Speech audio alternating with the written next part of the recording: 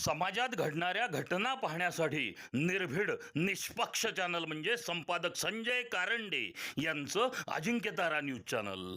Ajinkyatara news चॅनलला like करा, share करा, सबस्क्राईब करा आणि कमेंट.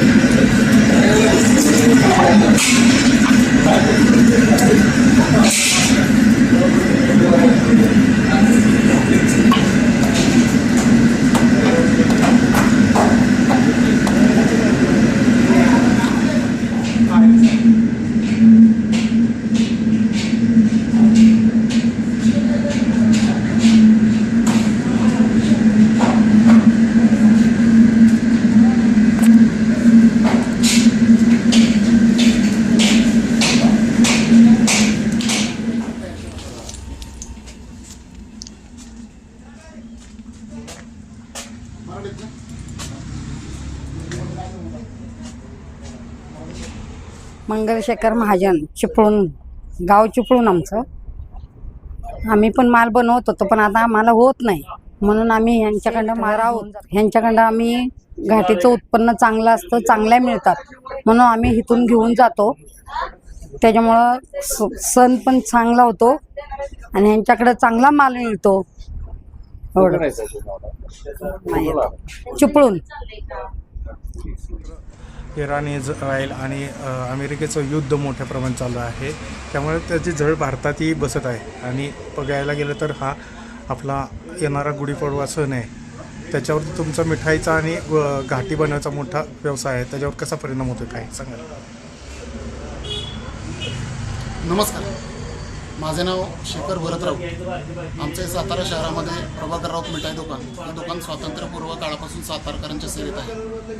गुढीपाडव्यासाठी लागणाऱ्या ज्या साखर गाठी असतात त्या आमच्या इथे आमच्या कारखान्यात बनवले जातात. सालाबादप्रमाणे यंदाही साखर गाठींचं काम सुरू आहे. इराण अमेरिका युद्धामुळं साखर गाठी जी विदेशामध्ये जाती ती यावर्षी गेलेली नाही, किंवा ऑस्ट्रेलिया किंवा पूर्व आशियामध्ये खूप अल्प प्रमाणात गेलेली आहे.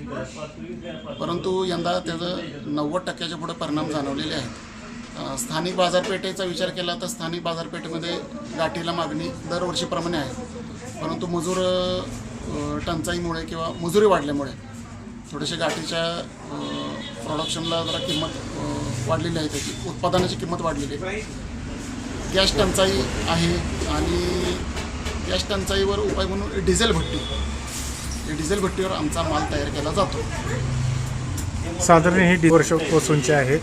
आणि आपल्या गाठी बनवण्यासाठी आमच्याकडे नगर जिल्ह्यातनं कारागीर येतात.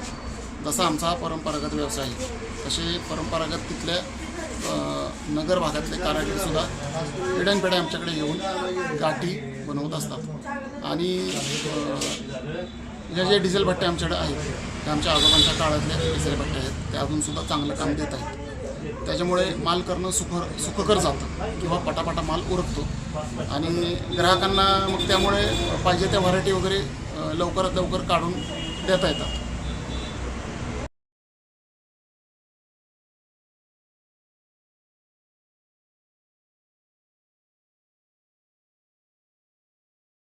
समाजात घडणाऱ्या घटना पाहण्यासाठी निर्भीड निष्पक्ष चॅनल म्हणजे संपादक